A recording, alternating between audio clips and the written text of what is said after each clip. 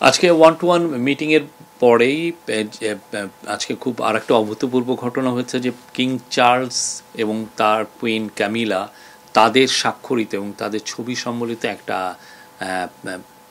Gift ওনাকে দিয়েছেন। সেটা মানে ওনার জন্য খুবই সম্মানের ছিল। এটা সত্যিকার অর্থে যে তাদের মধ্যে যে যে সম্পর্ক, এই যে যে একটা পুরনো যে একটা সম্পর্ক, তারা দুজনকে যে চিনেন এবং দুজনের যে পারস্পরিক যে রেসপেক্টের যে জায়গা, সেই জায়গার থেকে এটা একটা খুবই আমরা বলবো যে ওনার প্রতি একটা ওনার একটা অনার দেখিয়েছেন। আজকে আপাতত যেই King Charles the third harmony অ্যাওয়ার্ডের বাইরে ব্রিটিশ পার্লামেন্টের যে স্পিকার, কমন্স সভার যে স্পিকার, তার সাথে একটা মিটিং আছে। সেটা ওয়েস্টমিনিস্টার, মানে যেখানে ব্রিটিশ পার্লামেন্ট, সেখানে এটা মিটিংটা হবে। ওইখানে অনেকেই থাকবেন, তার সাথে ন্যাশনাল সিকিউরিটি অ্যাডভাইজার থাকবেন, স্পেশাল এনভয় থাকবেন, আমাদের হাই কমিশনার থাকবেন। তো ওই মিটিংটা খুবই ইম্পর্টেন্ট। ওইখানে মানে জাস্ট আমরা যে রিফর্মগুলো করছি, অনেকগুলোই তো আমরা পার্লামেন্টারি ফর্মেই থাকছি, তা পার্লামেন্টারি ফর্মে যে রিফর্মগুলো নিয়ে এগুলো নিয়ে আলাপ হবে। আর একটা হচ্ছে যে আমরা গত 3 দিনে 10, 11, 12 এই আজকে সহ এই 3 দিনে কিন্তু ওনার সাথে যারা সফর সঙ্গী এসেছেন, national security adviser doctor Khalilur Rahman, special envoy Lutfe Siddiqui, তারপরে আছেন হচ্ছে অ্যান্টি করাপশন কমিশনের চেয়ারম্যান আব্দুল মোমেন, আর বাংলাদেশ ব্যাংকের গভর্নর আহসান এইচ মনসুর। এনারা 4 জন কিন্তু ইন্টেন্সিভলি মিটিং করেছেন গত 4 দিনে। তাদের মধ্যে মিটিং যেমন ছিল, এনসিএ এর সাথে একটা মিটিং ছিল গতকাল, খুবই আমি বলবো যে ফলপ্রসূ একটা মিটিং। আপনি দেখেন এনসিএ কিন্তু গতকালই জানিয়েছে যে তারা এই যে সাইফুজ্জামান চৌধুরী জাবেদের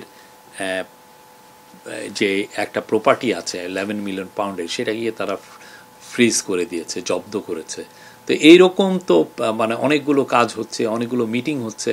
তারপরে লুৎফে সিদ্দিকীর সাথে কয়েকজন মিনিস্টারের মিটিং হয়েছে, ন্যাশনাল সিকিউরিটি অ্যাডভাইজারের সাথে অনেকগুলো মিটিং হয়েছে। তো আমরা আশা করি যে এগুলোর মিটিংয়ের অনেকটার এটার সাকসেস ফ্রুটগুলো আমরা খুব দ্রুতই পাবো। ব্রিটেন আমাদের খুব অনেক পুরনো বন্ধু, ব্রিটেনের সাথে আমাদের একটা ফ্যান্টাস্টিক সম্পর্ক আছে, সেটারই আসলে মানে আমরা রিফ্লেকশন দেখতে পাচ্ছি গত কয়েকদিনে এই মিটিংগুলোতে। আর এই মিটিংগুলোর বড় একটা ফোকাস হচ্ছে যে অ্যাসেট রিকভারি। আপনি জানেন বাংলাদেশের থেকে শেখ হাসিনার প্রায় 16 বছরের আমলে $234 বিলিয়ন সাইফন অফ হয়ে গেছে, মানে বাইরে চলে গেছে। এটা অনেক দেশে গিয়েছে। তার কিছু অংশ আমরা জানতে পেরেছি যে ইউকেতে এসছে। তো ইউকের যারা এগুলো নিয়ে কাজ করে তারা আমাদের সাথে ভালো রকমের কোঅপারেশন করছেন। আমরাও আমাদের কেসগুলো তাদের কাছে প্রেজেন্ট করছি যে দেখো এই ঘটনাগুলো ঘটেছে। তো তারা আপনারা দেখেন, সেটারই ফল আপনারা অলরেডি দেখছেন। গতকালও একটা নিউজ হয়েছে, এর আগেও কয়েকটা নিউজ হয়েছে। তো ইউকের এই অ্যাসেট রিকভারি আমাদের জন্য খুবই একটা ইম্পর্টেন্ট কাজ। এটা বাংলাদেশের মানুষের টাকা।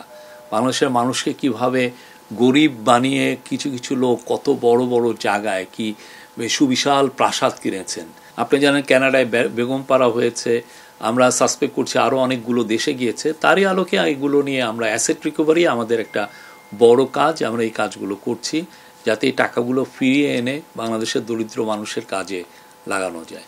এটা খুবই ইম্পর্টেন্ট একটা মিটিং বাংলাদেশের জন্য, বাংলাদেশের সামনের পলিটিক্যাল বাস্তবতার জন্য। পলিটিক্যাল যে আমরা আগামীতে দেখছেন যে ইলেকশনের একটা ডেট দেওয়া হয়েছে এপ্রিলে, এই মিটিংয়ে আমরা আশা করছি যে তারা মানে আমরা এখানে আসলে কি এজেন্ডা এটা না, তারা যে মিটিং করছেন এবং তারা সব কিছুই আলাপ করবেন। কেননা একজন হচ্ছেন বাংলাদেশের এখন ইন্টারিম গভর্নমেন্টের প্রধান, আর একজন হচ্ছেন বাংলাদেশের লার্জেস্ট পলিটিক্যাল পার্টির প্রধান।